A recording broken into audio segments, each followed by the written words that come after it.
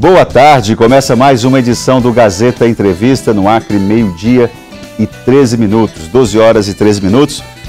Nesse primeiro bloco do programa, eu converso com o presidente da Federação das Indústrias do Acre, o empresário José Adriano.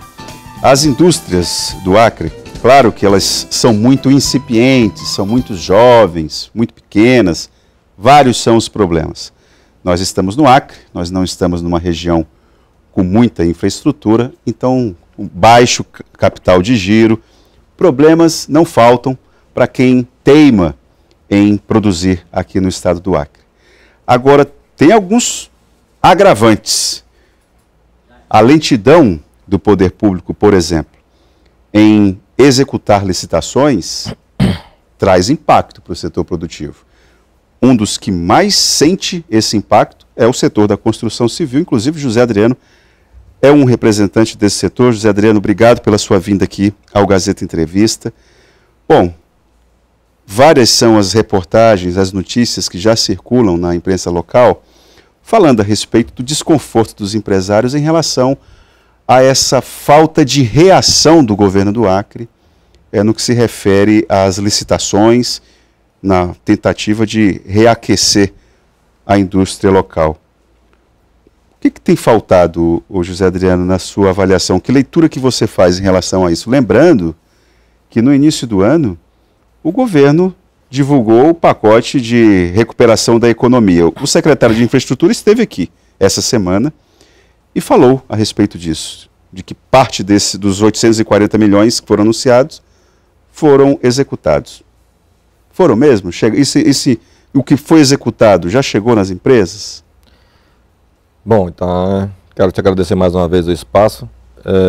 De fato, a angústia que o setor da construção civil vive, ele é muito grande e não é de agora também. É bom que se deixe claro, porque a gente já vem numa situação econômica do país há algum tempo atrás, e o setor da construção civil é o que mais impactou com essa queda dos investimentos.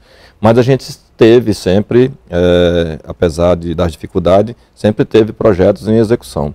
E a gente entende que a mudança de um governo para o outro, né, sobretudo de grupos políticos divergentes, tem aquele primeiro momento de reparação, de verificação, mas que não demore tanto, porque hoje tudo está informatizado. Então não é necessário se perder tanto tempo olhando papel. É bom que se diga disso aí. O empresário acreano entende que passa por esse momento também, mas nós fomos gerados por expectativas de que os investimentos aconteceriam o mais rápido possível. E a gente está falando do verão. E para a gente que mora aqui, sabe muito bem que... Temos 3 meses, 4 meses, talvez. Exatamente. Então não tem mais do que isso. Se nenhum projeto foi para a rua, é porque o planejamento não aconteceu, e se aconteceu, não foi levado à execução, e se não foi levado à execução, o prejuízo está aí. Tudo que a gente espera é que se cumpra. Nós fazemos uma torcida permanente que se cumpra esses comprometimentos que foram colocados e divulgados. Mas, infelizmente, até agora não aconteceu. O que nos deixa preocupado? Algumas iniciativas na construção civil, que a gente viu, alguns movimentos, foram feitos através de uma modalidade chamada carona. E isso nos preocupa muito. Carona é complicado. Muito complicado. Principalmente no setor da construção civil é um drama. E para a gente, quando isso acontece, a gente percebe que há alguma coisa que não está andando do ponto de vista desse planejamento. Mas nós procuramos, de forma muito responsável, procuramos o governo do estado. Hoje, às 17 horas, nós vamos ter uma apresentação do secretário de Infraestrutura, Thiago Caetano. A gente espera ter essas respostas lá, para não sermos levianos, para não fazer nenhum tipo de acusação, né? Mas a realidade é que, registrado, a gente está acompanhando, não temos notícia de nenhuma obra significativa, a não ser aquelas feitas pelas prefeituras. E aí nós estamos falando de um volume muito menor, muito aquém da necessidade da economia do Acre. E só lembrando, aproveitando aqui, a construção civil é o setor que mais transfere renda. Então nós precisamos sim, imediatamente, de um plano do governo em conjunto com as prefeituras que estão acontecendo.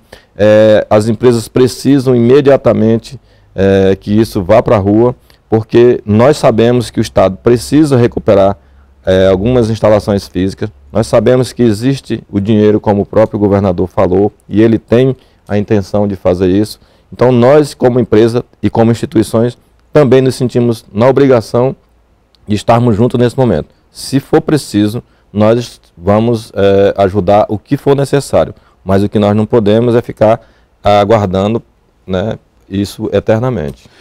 A Federação da Indústria, e me parece que você tem conseguido fazer isso com maestria, com competência, está tentando fortalecer as ações no interior. É claro que quem acompanha o Gazeta Entrevista, quem acompanha a rotina do noticiário político, não pode esquecer o cabo de guerra que foi instalado entre a Federação da Indústria e o governo do estado do Acre no processo eleitoral que reelegeu você presidente da Federação da Indústria.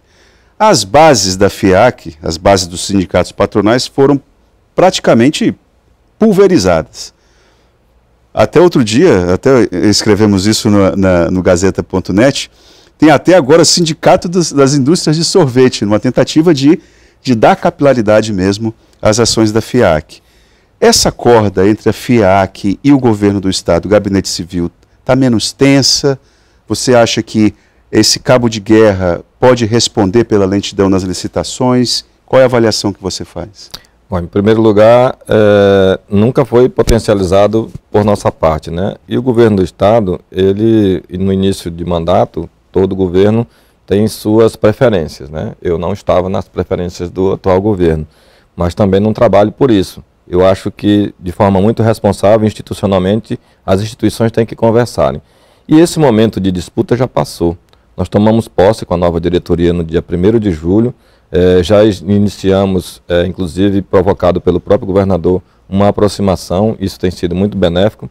Não acredito que a inércia na parte das licitações se deva em função dessa relação estremecida no início do ano, eu acho que não é por aí.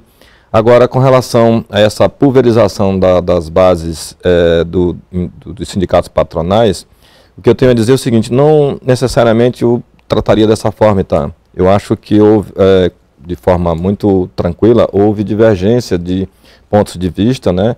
Nós tivemos a maioria dos sindicatos até aquele momento lá e saímos vencedores, mas saímos vencedores numa disputa interna empresarialmente. Agora, nós estamos caminhando para um novo momento e eu sempre digo que isso é muito importante se colocar de forma muito tranquila.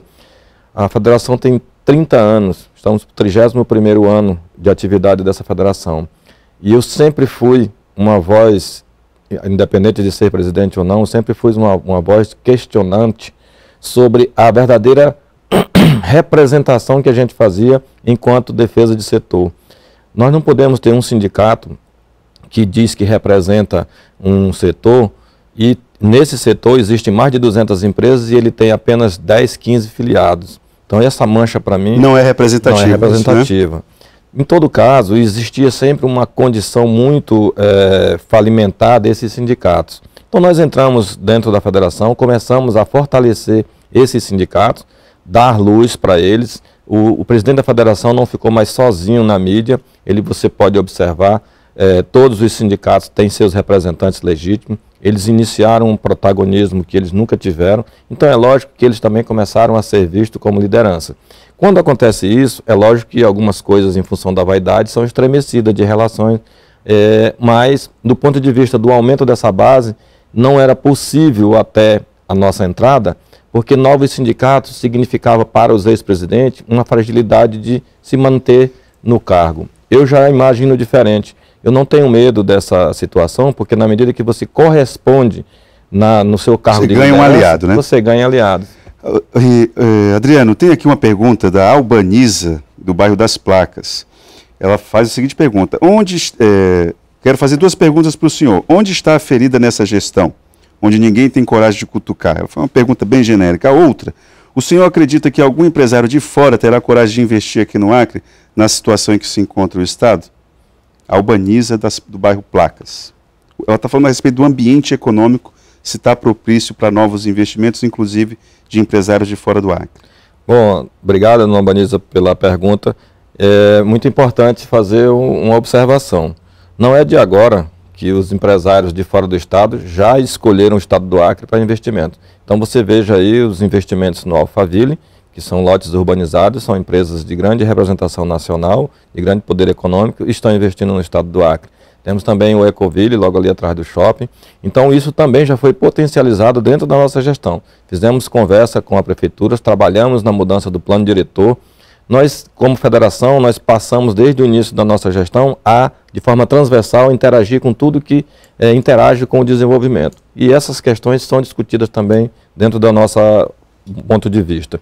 Agora, a gente ainda não vê aqueles grandes investimentos, que é o que a gente imagina que pode ocorrer daqui para frente, de grandes concentrações de